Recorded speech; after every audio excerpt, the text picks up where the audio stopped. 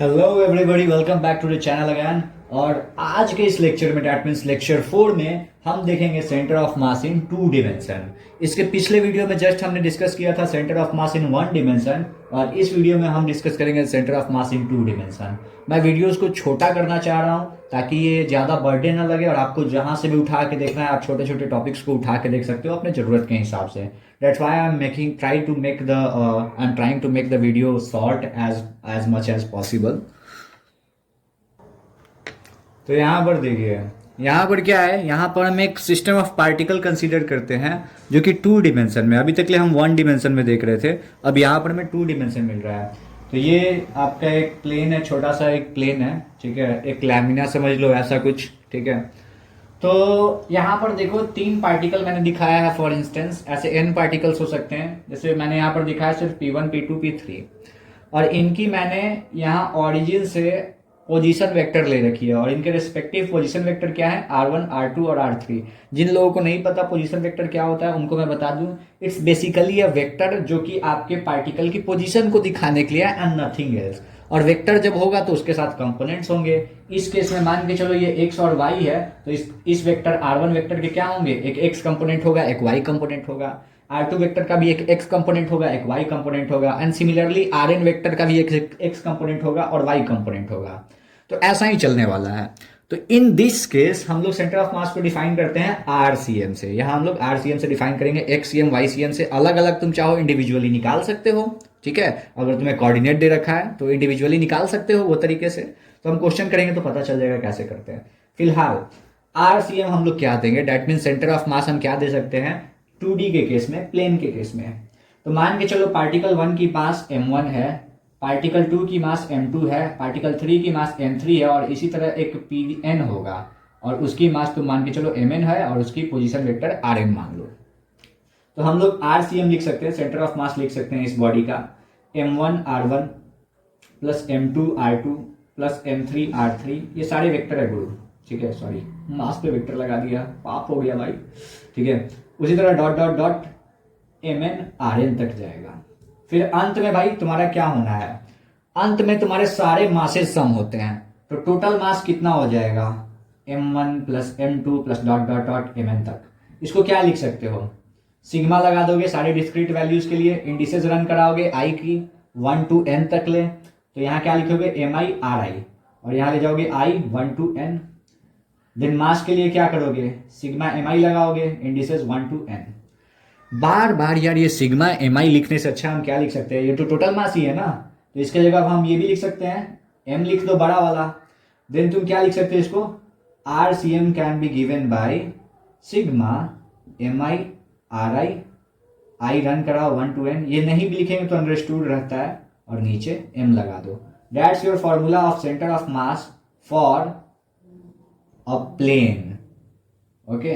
अगर एक planar figure है तो उसके लिए सेंटर ऑफ मास आप निकालो तो ऐसे होगा, यानी प्लेनर बॉडी की, ठीक है। तो बेसिकली आपको आपके एनसीईआरटी में अच्छे अच्छे क्वेश्चन दे रखे हैं, एग्जांपल्स दे रखे हैं जिसमें लैमिना है और उसका सेंटर ऑफ मास निकालना है। तो चलो इसी में एक डिस्कस कर लेते हैं, अच्छा सा क्वेश्चन एग्जाम्पल से ही उठाते हैं एनसीईआरटी का ही और करते हैं। तो ये रहा एक क्वेश्चन आपके मोबाइल या फिर कंप्यूटर स्क्रीन पर, जिसमें एक इक्विलैटरल ट्रायंगल दे रखा है और उसके साइड्स 0.5 मीटर के हैं, और आपको इसका सेंटर ऑफ मास निकालना है आराम से निकलेगा। चलो देखते हैं। तो साइड है 0.5 मीटर है ना, तो 0.5 मीटर है तो ये भी 0.5 मीटर होगा, तो इसका x कोऑर्डिनेट क्या हो जाना है 0.5, और y कोऑर्डिनेट 0 हो जाना है। अब देखो भाई, अब इसका x कोऑर्डिनेट और y कोऑर्डिनेट निकालने का थोड़ा काम है, ठीक है। तो देखो, तो इसका x कोऑर्डिनेट निकालना तो बहुत आसान है, क्योंकि भाई इक्विलैटरल ट्रायंगल तो यहाँ जाके आधा होना है, आधा होना है, इसका मतलब ये क्या होगा, ये पूरा 0.25 होगा, 0.5 का आधा। डैट मीन्स हमको ये तो पता चल गया कि इसका x वाला कोऑर्डिनेट क्या हो जाएगा 0.25, और y वाले कोऑर्डिनेट के लिए थोड़ी सी मेहनत करनी पड़ेगी। तो y वाले कोऑर्डिनेट के लिए थोड़ी सी मेहनत करो, परपेंडिकुलर गिरा दो, परपेंडिकुलर गिरा दो, और इसका लेंथ निकाल लो भाई, ये लेंथ क्या होने वाला है। तो ये लेंथ थोड़ा सा दिमाग लगा के भी निकाल सकते हो, वेक्टर की तरह भी। ये 60 डिग्री है ना, तो ये वाला पार्ट cos 60 हो जाएगा, तो ये वाला पार्ट क्या हो जाना है sin 60, और sin 60 क्या होता है √3/2। तो √3/2 किसका? 0.5 का। तो 0.5 में √3/2 से मल्टीप्लाई करोगे क्या हो जाएगा?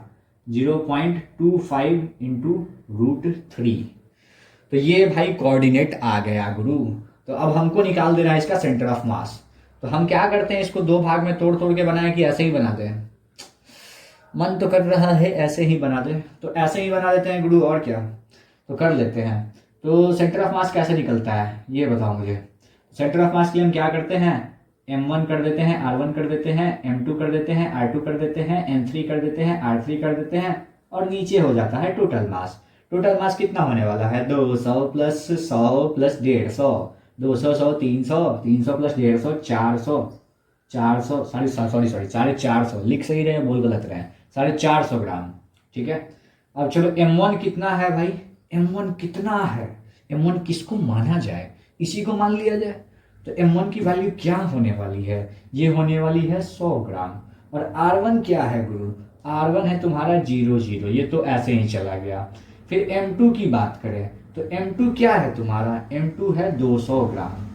और इसका कोऑर्डिनेट की बात करें तो ये 0.25 है। 0.25 बोले तो 1/4 लिख सकते क्या? और इसको क्या लिख सकते हैं? √3/4 लिख सकते हैं क्या? बिल्कुल लिख सकते हैं, पूछने वाली बात है। फिर आगे देखो, फिर थर्ड वाला का मास देखो, मास 3 कितना होना है? 150 ग्राम। और 150 ग्राम ठीक है, प्लस काई को लिख रहे रे बाबा, ठीक है, ये कोऑर्डिनेट है कोमा लगा के लिखने का। फिर जब 150 ग्राम, और 150 ग्राम का कोऑर्डिनेट क्या क्या हो जाएगा? 0.5 और 0। और टोटल मास कितना हो जा रहा है? ये 450 ग्राम हो जा रहा है। तो थोड़ा बोर्ड छोटा है, छोटी सी समस्या है, छोटा सा बोर्ड है, तो थोड़ा देखने का। तो ये भाई खत्म होके 0 हो जाएगा। इसका क्या होना है? 200 में 4 से डिवाइड लगेगा, ये 50 आ जाएगा। देन ये वाला क्या हो जाना है? 200 में √3/4, 4 से डिवाइड इधर भी लगने का, तो ये 50 √3 आ जाने का। ठीक है, सॉरी। उसके बाद फिर इधर जुड़ने का, ये जुड़ के क्या हो जाएगा?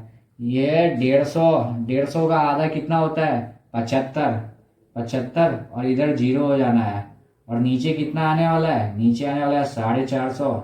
ऊपर क्या है? ऊपर क्या यूनिट चल रहा है? इधर ग्राम यूनिट चल रहा होगा। ऊपर कौन सा यूनिट चल रहा होगा? ऊपर ग्राम मीटर चल रहा होगा। ऊपर ग्राम मीटर चल रहा होगा।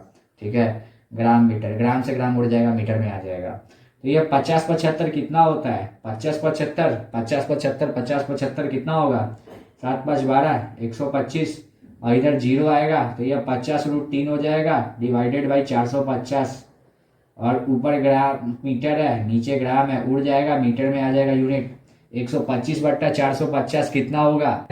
5 से काटो, ऊपर गया 25, नीचे काटो 90, फिर 5 से काटो 5 बार में, फिर 5 से काटो 18 बार में, फिर 5/18 आ गया, तो 5/18 लिख दो। उसके बाद यहाँ क्या करना है? यहाँ पर भी उसी तरह से काटना था, 50 से 450 को, तो इधर आएगा √3/9 आ जाएगा। ठीक है, अगर इसको आप 18 लिखना चाहते हो तो 2√3/18 लिख दो, दोनों देखने में अच्छे लगेंगे। तो यही आपका आंसर हो जाएगा, स्वाहा। तो इसी टाइप के क्वेश्चन भाई एक और दे रखे हैं एग्जाम्पल में, एनसीईआरटी में, एग्जाम्पल 7.3, वो इससे भी ज़्यादा आसान है, उसको आसानी से बनाया जा सकता है। उसमें एक लैमिना दे रखा है, लैमिना का मतलब सीधा सीधी प्लेट मान के चलना है, उसको बनाना है, और बन जाए तो कमेंट में लिखना है कि बन गया और सारा कॉन्सेप्ट समझ में आया। और उसके बाद नेक्स्ट वीडियो में हम क्या करने वाले हैं? नेक्स्ट वीडियो में हम देखने वाले हैं सेंटर ऑफ मास का मोशन, सेंटर ऑफ मास का मोशन कैसे होता है। ठीक है, आज के लिए बस इतना ही, मिलते हैं अगले अध्याय में।